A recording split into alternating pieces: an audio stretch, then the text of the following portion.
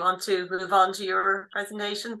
Great, Fiona, thank you very much. And Declan is going to present this with me. So welcome everybody to the second part of our presentation today. And I mentioned at the beginning that that Stavros's work is in the context of what I call a historical biographical project, which we have been working on here in the Arts and Humanities Institute for the last 3 years, basically. And it's very much a child of the COVID pandemic, because we've got a lot of time to spend with the data and figuring out what we do with it. Stavros and Richard, who was the postdoctoral research fellow on the project at the time, and myself, and Declan has joined us laterally. So where did we start from? We started from a set of artifacts, and the set of artifacts we started from with a lot of biographical information were what we call class pieces, which are the property of St. Patrick's College, Maynooth. And what the class pieces are, you probably know them, they're hanging all over the cloisters on the South Campus. They are what you would call graduation photograph lists, basically, with the student photograph, the student name, the diocese they come from, and other information, all presented in a graphical and a pictorial form, some of them in artifacts of unique value from the carving and artistic point of view. So from Clericus, from the class pieces, we got an enormous amount of information, as you can imagine. And the problem then was, what are we going to do with the information, and how do we organize the information? Because this was very much unstructured information. So we had to figure out some sort of a model which would permit us to make sense of the data in the first place, but secondly then to put the data in a form which would permit it to be ingested into a database and eventually into a virtual research environment with all the bells and whistles that you would expect to have in such a resource. And I suppose the breakthrough, certainly for me, was when Stavros came up with the data model, which would center on something I would never have thought of centering it on, which is not the person whom the historian is interested in, but actually on events in the person's life. So everybody is born, something happens to them, and they die.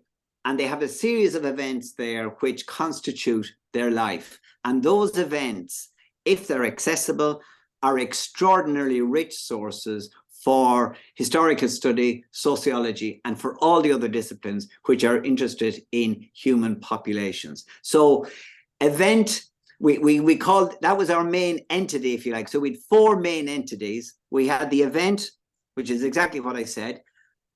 Events happen to people, or people make events happen. So we had people. We had organizations, and they are places or institutions. For instance, St. Patrick's College, Maynooth is an organization. The Diocese of Meath is an organization in our system. And lastly, then, we had resources. And of course, in this case, the primary resource was the class piece itself. We had other resources as well, but that was the primary artifact and resource we had. Now, a very powerful part of the data model is the following. For the event, we could have 2 other, what we called sub-entities. And an event usually happens, in fact, always happens at a time. And events happen in a place. So place and time are linked to event, and in that way are linked to person, organization, and resource. So that was the basic data model from which we started and on which we have built our system. And we have now about 14,000 biographical records which are readily available online. We can only publish up to 1943 due to GDPR, but it's a very, very considerable resource. In a few moments, Declan will take us through the landing page and show us what it looks like and what it feels like to use. But just to give you an idea of what has been happening since then. So the first phase of the project was for the class pieces and for class lists, which we also had from the library here in the college. Then we went on to look at a second data group, which was clergy of a local diocese, the Diocese of Meath.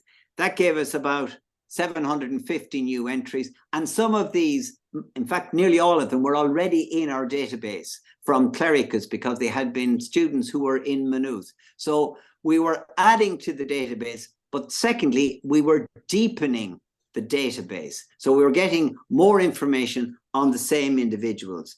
In a third and fourth move, we went after international data. So clerical populations, people we'd be interested in from the Clericus point of view. In Paris, students there from 1832 to 1939, and then a second data group, which was students in France, Irish students from 1573 to 1792. So that again, both expanded our database and also deepened the data sets we had. Then we went on with various other grants and other people working on the project to sort of look at what I would call historical laser beam documents. So these are documents which give us a picture in time of the population we're interested in. And one of the ones we used to greatest profit was the 1704 clergy registration list. Over 1,000 clergy are included on that. And this is from 1704. It's an all-Ireland picture in a moment of time of where these people were, what they were doing, and who were their associates. And it was an extraordinarily rich source and piece of information, again, adding to and deepening the information we already had. Now, laterally then, we got a Royal Irish Academy Nolan grant, a digitisation grant, Richard did. And what he did with that was he looked at the clerical population of another college in the country. In this case, it was St. Kieran's College in Kilkenny, 2,000 new entries, 2,000 personal entries. And the great thing about this population was it was a population which was spread internationally, especially North America, Great Britain, Australia, and in parts of Africa. So again, a stretching of the database and also a deepening. And lastly, we got, or Richard Fitzpatrick got a grant last year from the Hunter Foundation, Queen's University, and in associated with the Royal Irish Academy. And that was to test really how well our data model worked and our data infrastructure worked for a completely different population. In other words, a population which wasn't Catholic or clerical or modern at all. This was a historical Protestant population with no clergy at all. And that gave us the Ulster Settlers Project. We'll be talking about that in a few minutes. 15,000 new entries there and a completely new world. And I'm happy to say, and proud to say, that the data model we had developed for Clericus worked perfectly well with some little tweaking, and of course the inclusion of gender, which we hadn't in the original, for the Ulster settler population. And what it has shown us is how powerful our system is, not just for the original population we started with, but as applied to historical populations anywhere in the world and anywhere in time. So we've evolved from being clericus.ie to being a historical, prosopographical or biographical project, and the sky is the limit. So I'm going to ask Declan now to give us a little run through the Clericus, the stats, and then a visit to the landing page just to demonstrate how that works. Thank you, Tom. Okay, we'll come on to this site momentarily, right? But we'll just get through a little bit of this information first. To begin with, Clericus is a data-driven digital humanities project. As you can see, there are currently 25,698 people recorded, with 5,523 unique last names in the college student population of St. Patrick's College, Maynooth, from 1795 to 1943. There are 4,304 resources, of which 70 are the class pieces that Tom was referring to earlier, 4,910 organisations, 34,336 events, 552 locations, and 11,836 dates. Now, these are presented on the side through what we call visualizations, all right? And this is our attempt to provide the users of the collection with the means to better view and understand the collection. We developed 3 distinct data visualizations, and we call these, firstly, the heat map, secondly, its events timeline, and third, network graph. We'll have little examples of these shortly. I just want to, just so I'm able to see the text that's going on. The heat map visualization is a presentation of the distribution of people contained within the Clericus and Ulster settlers databases that are associated with a diocese or an estate. The heat map shows hotspots depending on the number of people associated with a location. The colour of each hotspot on the map indicates the population density for that location, as shown in more detail in the legend at the bottom right-hand corner of the heat map, and you can see that shortly. Depending on the zoom level, the locations form clusters. When users put their mouse over a cluster, a polygon appears, with each location represented by the appropriate polygon corner. Individual locations are represented by a marker pin. Clicking on a marker pin will open a small pop-up with the details of the location, i.e. the name of the associated diocese or estate and its associated people. The events timeline is a graphical representation of the events list ordered in chronological order. Each item on the list shows a date and the number of associated events with that date. The items are color-coded to make it easier for the users to distinguish between them. Clicking on an item will open a small pop-up window with the lists of all associated events with that date. And the network graph visualization represents the list of relationships between the various records held in the Clericus and Ulster settlers databases. Each node has a different colour according to its type, as explained in the legend at the bottom right-hand corner. The graph network contains 62,254 nodes and 160,000 over edges. Clicking on a node will open a pop-up window showing the node details. All related nodes and links between the selected node and the related nodes will also be highlighted. Now I'll just click on this link and that should open us up, I hope. Yeah, you can see that, yeah? No, unfortunately, that hasn't gone to the website. It's still on the slide. Declan, you need to change the screen you're sharing and select the browser window. Hold on 1 second, I'm just a little lost with this.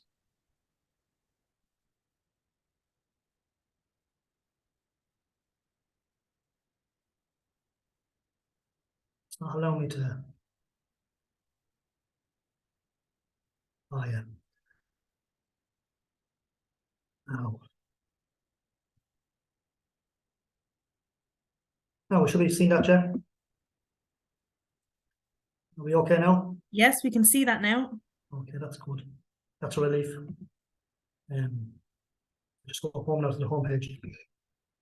Right, if you go on to the Clericus homepage, this is exactly what you're going to see straight away. And as you can see,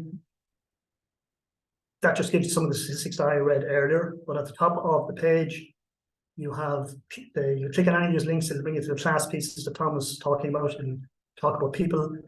Give the visualizations, some of the examples here that we'll see in a few minutes. But for the ordinary person, most people will go on and they'll look for people, we say. So it's the most common thing that you'll do. On the right hand side is all the details of people. On the left hand side, you remember Tom mentioned events, people's lives, all bits that are connected to people's lives, their birth, their deaths, their burial, they're all in here. So if you want to do an advanced search, you could tick some of them, and you can do your advanced search through there. Various sources that some of the people that you might put in, it could be mentioned inside in here. It'll show up here for you if they are, and that's quite useful. And you can narrow it down then to, let's say, if it's liturgy, if it's laity, and then exact dates. So standard enough stuff, but just that you can narrow it down. For the example here, we're going to use an ex-priest called Joseph Mooney. He's from my own parish in Rahan in Tullamore, County Offaly. So my inquisitive nature obviously just wants to see what details we have on him. So you click the link over on the right-hand side, straightforward enough. It'll take a minute just to load. Now, I know this is the right one here because my parish is in the Diocese of Meath. So you might have a whole lot of Moonies, so eventually you'll find the right one. In this case, I know this is the right person. So if we click on him, his name, we will see these events. Do you remember Tom mentioned these events, how to drive in this program all the time? And this is where they are here. These events are, first of all, there's 3 of them. Straight away we can see he articulated into the first arts and philosophy in St. Patrick's College, Maynooth, in the 16th of September 1931. All right, so that's important. We see his ordination date, the 19th of June 1938. Also ordained probably around that time were these people here. When he was articulated, he had associations with these as well. So all these are real wonderful links to really give us a real feel for what's going on at the time. The organisations he has an affiliation with are obviously the Meath Diocese. He was born in Ballymore, which is in County Westmeath. Obviously, St. Patrick's College, Maynooth. The class piece, he's on this class piece here. So if we click, we'll say you can click this link here if you like. And the class page should load up. Yeah. So we'll just click again, all right. And you have an option over here on this side to zoom in. So we'll just zoom in. And in this instance, there he is, all right. And there are all the other priests that were ordained at the same time, right? So that's another very, very useful tool.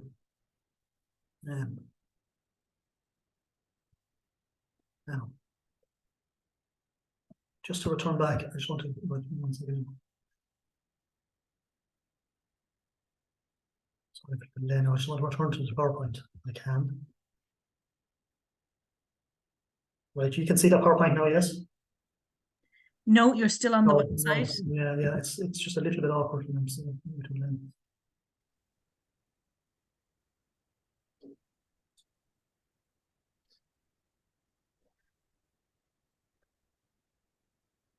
Yeah, I got it now. Sorry for the delay, folks. Now, that should be up there now, yeah. Yes. Yeah, good stuff. So what we'll do here is we'll click on. Apologies for that. It's fine. It's fine. This is the Ulster Settlers site. Again, it's very similar. We've got the same kind of setup here at the top. People, organisation, events again.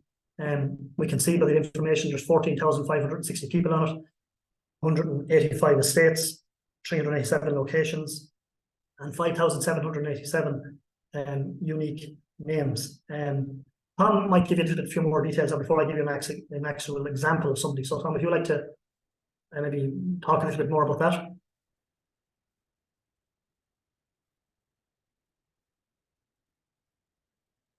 Tom.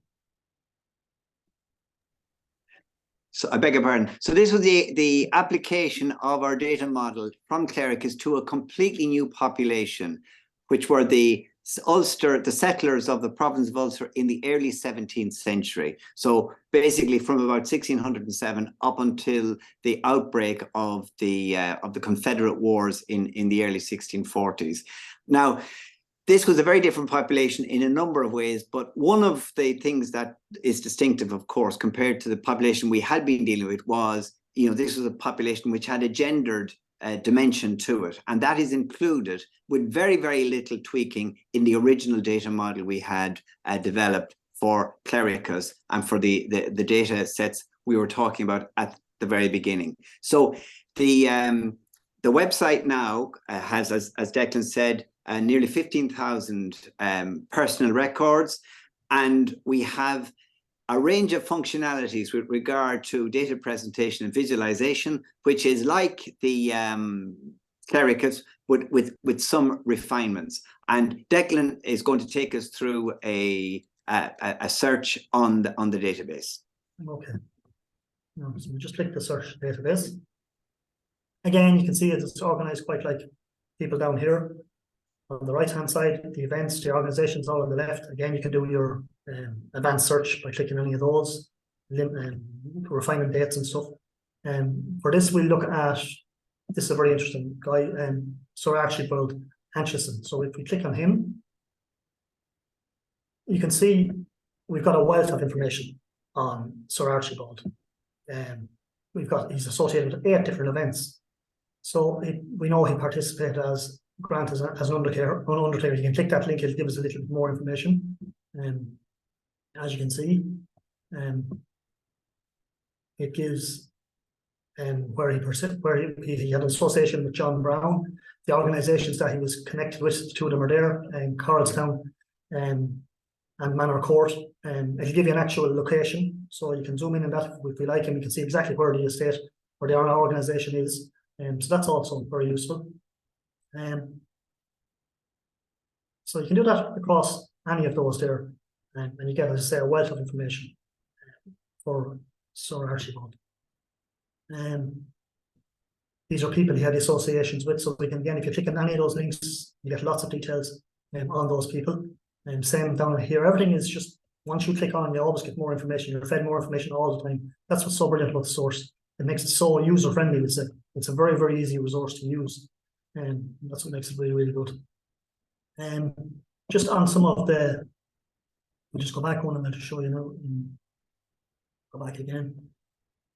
To show you the power of there's a couple of, actually, we might as well talk about those. There's a couple of tutorial videos at the bottom of the screen which are really useful. I would recommend anybody have a quick, and they're very short, 3 or 4 minutes each. And they show you how to use the database in the simplest of terms. But for very useful to have them there. We'll just click this link, it'll take a minute for it to load and you'll see the value of it. Okay, this you have got four different, it gives 4 amounts of information on military inspections, plantation grants, abodes and domiciles, and tenancy. All right, so if we want to, let's say, zoom in, and you want to go over that icon there, and you can see the Vintners Company at a plantation estate. It gives you people associated with it, the organisation sort of associated with that as well. So again, it's quite simple. You're clicking on all these links all the time, and you're getting the information provided, really, really good information. This one here, the graph network, just click on that. It just this is a good bit of information, so it just takes a few. You can see the way it's just loading up. It just takes a minute. Now I'll just zoom out.